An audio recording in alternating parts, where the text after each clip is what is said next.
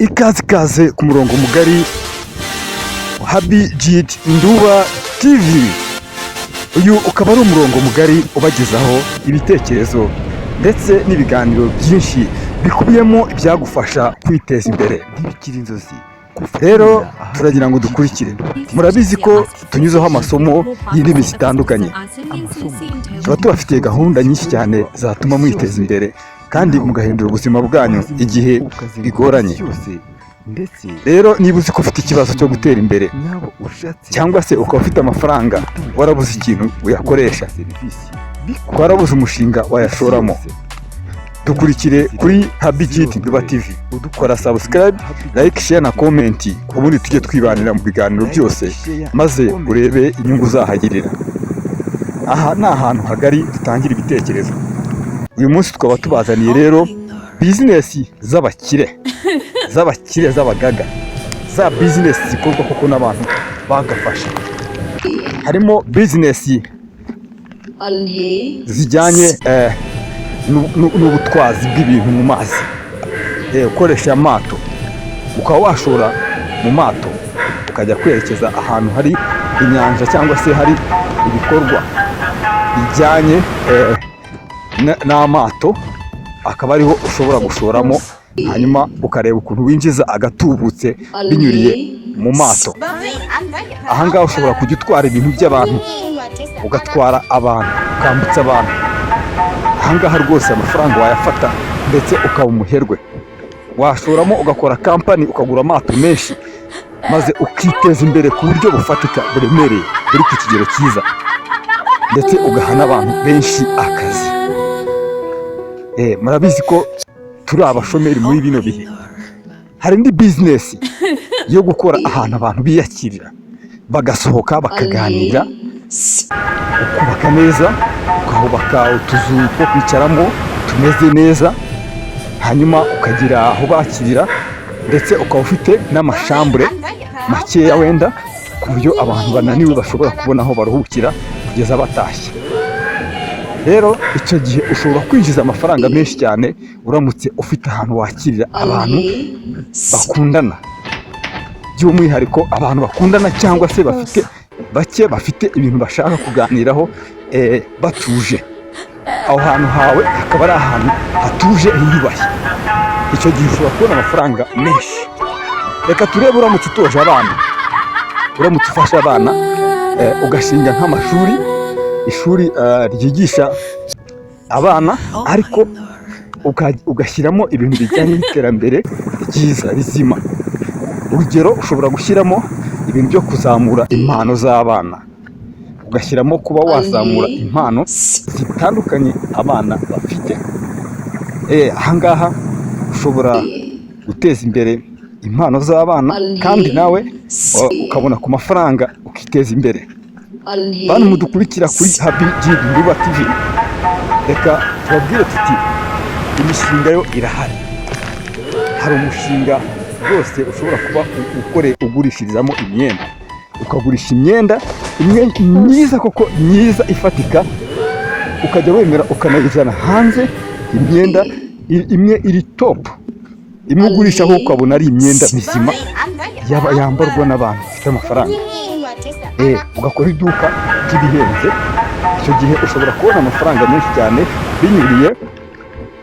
binyuriye muri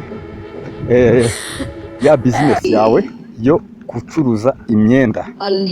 Abadukurikira kuri Habijit Nduba TV, ndakomeza mbabwira business ikurikiyeho.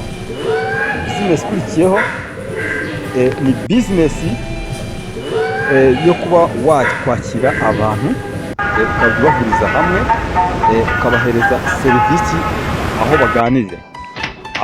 Ahantu bashobora kuganira, bakicara bakaganira, niba hari n'utuntu duke two kunywa ukabahereza, ukabaha serivisi imeze neza, bakarya bakanywa bakishima. Aha rero hari ushobora gucuruza n'ibintu by'imitako, bakora iduka riremereye cyane ry'imitako. Imitako ndashaka kuvugamo amaherena y'abagore, turiya tuntu twose, imikufi ihenze myiza, ibikoresho byose bakoresha mu bwiza byose ukabigura ukajya ubicururiza ahantu hamwe ku buryo umuntu ubikeneye atirirwa ajya kugura kimwe hano ngo ajye no gufata ikindi ahandi. Iyo ni business nayo yaba nziza cyane ishobora kugufasha kwiteza imbere uramutse ufite agafaranga gafatika. Ndagira ngo rwose mubyumve ushobora kwikorera icyo bita farumasi, ariko iyi farumasi nshaka ngiye kuvuga uyu munsi ntabwo ari zino farumasi zoroheje ubona. Ndimo ndavuga ku bantu b'abashoramari babitse amafaranga akomeye, bafite amafaranga washora mu kintu kijyanye n'imiti ukajya ukora ku rwego mpuzamahanga, ku buryo utumiza imiti ifatika kandi myinshi ukaranguza n'andi mafarumasi, ubundi ukiteza imbere ugakorera amafaranga menshi, ya mafaranga yabakunguka ndi. Cyambere upfa kugenzura uburyo ki imiti uyibona ku buryo nta ingorane zishobora kuzamo. Icyo gihe rero ushobora gutera imbere rwose. Hari ahantu rero abakundanye nk'uko nabibabwiye bashobora kuba bakwiyakirira, icyo gihe rwose byaba byiza cyane ubashije kujya uhategura kandi ukabona imyanya ya bake. Ngira ngo murabona n'aho abana babiteza bashobora kuba bikorera amasiporo. Mwigeze mubona ahantu abantu bakundana biyakirira bakagenda bakaganira bagahuza urugwiro bakarya bakanywa, upfa kuba ufite ayawe kandi ugashaka uburyo ugerageza ibiciro ntubihanike cyane, nubwo utanga serivisi zikomeye ariko ugasa n'unagabanyamo ku buryo abantu babona ko nyine ari ibintu bitaremereye cyane. Rero nagira ngo turebe ku bijyanye n'ubucuruzi bw'ibiribwa byo kurya, biriya byo kurya byo mu maresitora nyine. Ugashinga nka resitora hanyuma ugagira igice kimwe gishobora kuba cyakwinjiramo VIP class, ukagira n'ikindi gice kiringaniye giciriritse kidakomeye cyane ku buryo buri muntu wese azayisangamo rwose ntagire umukiriya utakira. Uwa VIP akaba afite aho ajya kwicara akigira ku myaka ihenze, ariko n'abaciritse nabo bakabasha kubibonamo ntibasonze. Icyo gihe urumva ko ushobora gukora business. Hari indi business yo kurangura mu modoka, ukajya urangura imodoka nkeya ubashije ukazitumiza, ukaza washyizeho inyungu wayabaze neza ku buryo ubikora ukabibyazamo umusaruro. Buriya hari n'ikindi kintu nakubwira muri izi business, harimo na business y'ubukomisiyoneri, aho ushobora gukomisiyona ugakomisiyona imodoka kandi ukajya ubinjiza amafaranga menshi, ariko ukabishyira ku rwego rwo hejuru, ukifashisha n'imbuga nkoranyambaga ukiyamamaza ukigaragaza ku buryo nyine umuntu wese abona ko ukora koko ku buryo bufatika buremereye, kandi serivisi zawe ukazitanga nta makemwa.